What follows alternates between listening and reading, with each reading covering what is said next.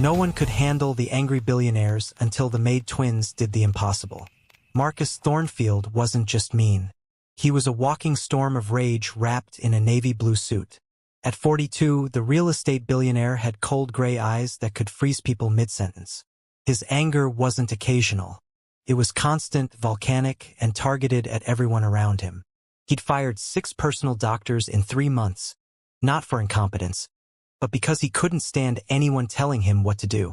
When Dr. Stevens suggested stress management, Marcus threw a crystal paperweight across the room, missing the doctor's head by inches. But what happened next will leave you speechless. "Get out of my house!" Marcus screamed that Tuesday morning, his face twisted with fury. "I don't pay you $600 an hour to lecture me about my lifestyle. Get out before I have you blacklisted from every hospital in this city." Dr. Stevens grabbed his medical bag and fled. The staff had learned to recognize that tone. It meant someone was about to lose their job, their dignity, or both. The moment the door slammed, Marcus gripped his mahogany desk. Another crushing headache exploded behind his eyes like a bomb going off. The room spun violently, his vision blurred at the edges. Terror gripped his chest, but his pride was a fortress he'd built over decades. He'd never admit weakness, never admit fear, never admit he was dying. In the kitchen, 2 small, identical sisters scrubbed dishes. Amara and Nia were 8-year-old twins with matching dark hair and ponytails. Both wore black dresses with white aprons and white collars. They were the youngest staff Marcus had ever employed, though employed wasn't the right word. Their mother, Grace, was his head housekeeper. 6 months ago, when severe illness threatened her life, she'd begged Marcus to let her daughter stay rather than go to foster care. Marcus agreed, but with brutal conditions. The twins had to work cleaning and staying invisible. "He fired another doctor," Amara whispered as Marcus's shouting echoed. Nia nodded. "Mama says he's getting sicker." "I can feel it too," Amara said quietly. "Something bad is growing inside him." Neither twin understood why, but they'd always sensed illness in others. When their mother first got sick 2 years ago, they'd known before any doctor, and mysteriously, when they placed their small hands on her and concentrated, they could ease her pain. Their mother had cried the first time. "You're blessed," Grace whispered. "But you must never tell anyone. People won't understand. They might take you away. Promise me." Both girls promised. So now, feeling the wrongness building in Marcus's brain, they said nothing. That afternoon at 2:47 p.m., everything changed. Marcus's assistant, Robert, found him collapsed on the green velvet couch, face deathly pale, breathing shallow, eyes rolled back, body rigid. "Call 911. Mr. Thornfield is dying." Staff rushed in, panicking. The butler tried shaking Marcus awake. Nothing worked. Housekeepers cried. Grace ran from upstairs, but her daughters were already pushing through the crowd with eerie determination. "Girls, get back!" Grace shouted, but the twins didn't listen. They reached the couch where Marcus lay dying. "Everyone move back," Amara commanded with authority that made adults obey. Nia knelt and placed her small hand on Marcus's chest, closing her eyes. After a moment, she spoke with certainty. "His heart is beating too slow, about 40 beats a minute. There's a blockage in his brain stopping blood flow. Left side." Adults stared in shock. How could an 8-year-old know that? Amara knelt opposite, placing both small hands on Marcus's temples. "Nia is right. Like a dam, building pressure.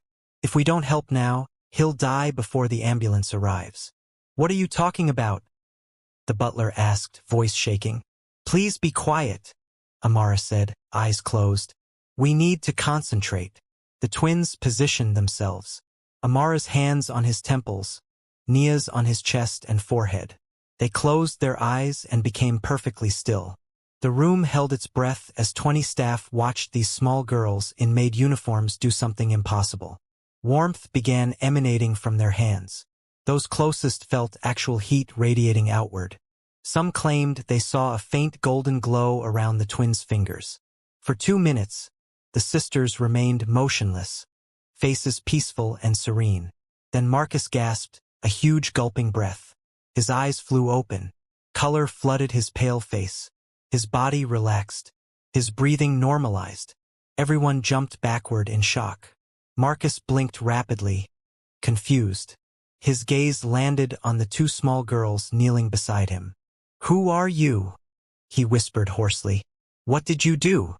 Amara smiled gently. "You were dying, Mr. Thornfield. A blood vessel in your brain got blocked. So, we helped you." "Helped me? How?" "We don't completely understand," Nia admitted. "We've always been able to feel what's wrong with people and sometimes help fix it." "That's impossible," Marcus whispered, but without conviction. The crushing headache was gone. The months of dizziness had vanished. His mind felt clearer than it had in years. Paramedics arrived 6 minutes later, but Marcus was sitting upright, fully conscious. His vital signs were normal. Lead paramedic Sandra checked him with growing confusion. "We got a call about a major stroke, but your vitals are perfect." "What happened?" Robert tried explaining about the children and their hands, but it sounded insane. Sandra looked at the twins standing quietly. "Did you perform CPR?" "No, ma'am," Amara said politely. "We helped in our own way." Marcus was taken to the hospital. Doctors ran every test: MRI, CT scans, blood work, neurological exams. The results baffled them. Scans showed evidence of a recent mini-stroke that should have caused major damage. But they also showed something impossible. Marcus's brain had created new blood pathways in minutes that normally took weeks to develop. "I've never seen this," neurologist Dr. Chun told Marcus 3 days later. "Your brain rewired itself instantaneously. Whatever happened before paramedics arrived saved your life and prevented catastrophic damage." "It was 2 8-year-old twin girls," Marcus said quietly. "They put their hands on me and healed me." Dr. Chun looked skeptical. "Trauma can create false memories." "It's not false. 20 witnesses saw it. Those twins did something neither of us can explain, but it happened." Marcus returned home Friday evening, deeply shaken. For 3 days, he'd thought about the 2 8-year-old children who'd saved him, and how cruelly he'd treated them. He called Grace and the twins to his study. They entered, terrified. "Sit down," Marcus said quietly, a voice softer than they'd ever heard. The twins looked tiny in the large chairs, feet not touching the ground. "I need the truth," Marcus said. "All of it." Grace took a shaky breath. "My daughters have a gift. They've had it since they were 4. They can sense illness and sometimes heal. When doctors said I'd die in 3 months, that was 6 months ago. They've been helping me every day. I'm getting better." "We didn't want to tell you," Nia said, voice small. "Mama said you'd think we were freaks and send us away." Shame washed over Marcus. She was right. A week ago, I would have done exactly that. "I'm not sending you away," Marcus said, hands shaking. "The hospital said I should be dead or brain damaged, but I'm fine. You didn't just save my life. You gave it back to me." Tears rolled down both twins' cheeks. "But why?" Marcus's voice broke. "I've been cruel to you, made you work like servants when you should be playing. I didn't even know your names. Why save someone like me?" The twins looked at each other, then back at Marcus. "Because you were dying," Amara said simply. "And we could help." "It doesn't matter if someone's mean," Nia added. "When someone's hurting, you help if you can." Marcus broke. Tears streamed down his face. These 8-year-old children had shown him more grace than he'd shown anyone in his adult life. The next morning, Marcus called an emergency staff meeting. "I've been terrible," he said simply. "A cruel boss and worse human. 8 days ago, 2 8-year-old children saved my life when no doctor could." He gestured to the twins. "These girls have a gift I can't explain, but more importantly, they have compassion. They saved someone cruel to them because it was right." His voice grew stronger. "Grace, your daughters will no longer work here. They're children. They belong in school.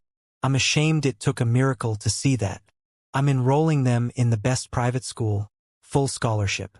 Grace, you're getting a 50% raise and full medical coverage. Everyone here gets 40% raises. Full benefits, reasonable hours. I've been a monster. That ends today. Staff stood stunned. Then an older housekeeper cried. Others applauded. That evening, Marcus found the twins reading in the library. "Can I sit with you?" he asked softly. They nodded. "Does using your gift hurt?" "No," Amara said. "It feels warm, like hugging someone you love." "Can you heal everyone?" "Sometimes it works well. Sometimes only a little. Sometimes people are too sick," Nia said sadly. "We tried helping a bird with a broken wing once. It died anyway. We cried for days." Marcus's throat tightened. Just children carrying an impossible gift. "I have an idea if you're willing." Over 3 months, Marcus hired gentle researchers to study the twins' abilities to understand, not exploit. Scientists discovered the twins could diagnose conditions by touch with 97% accuracy, sensing problems before scans detected them. In acute cases, they could stimulate healing in unexplainable ways. But Marcus ensured research never overwhelmed them. The twins attended school, made friends, played. Their gift didn't define them. Then Marcus proposed his biggest idea. "I want to build a free medical clinic. If you're willing, you could work there 2 hours weekly after school helping doctors diagnose difficult cases." "We'd help lots of people?" Nia asked, eyes bright. "Yes, but you'd be kids first. School, friends, playing, that comes before everything." The twins held hands, smiled, and nodded. The Thornfield Community Health Center opened 9 months later with state-of-the-art equipment, excellent doctors, and affordable care. Twice weekly, Amara and Nia visited for 2 hours. They'd hold patients' hands, close their eyes, whisper to doctors what they sensed. Tumors found early, heart conditions detected, rare diseases identified. People called them the Angel Twins. Marcus watched them one afternoon. Amara held an elderly woman's hand, concentrating.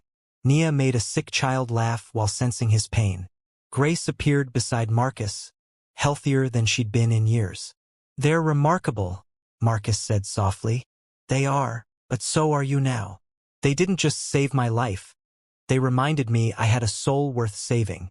A year later, Marcus was unrecognizable from the cruel billionaire he'd been. He'd donated millions to medical research and community health, but more importantly, he'd learned the greatest power wasn't money or control. It was compassion. If this miracle touched your soul, smash that like button and share it with someone who needs to hear this story. Subscribe to StorySphere for more incredible stories of compassion and transformation. Hit the notification bell so you never miss our next amazing story. Thank you for watching, and remember, sometimes the smallest hands carry the biggest miracles.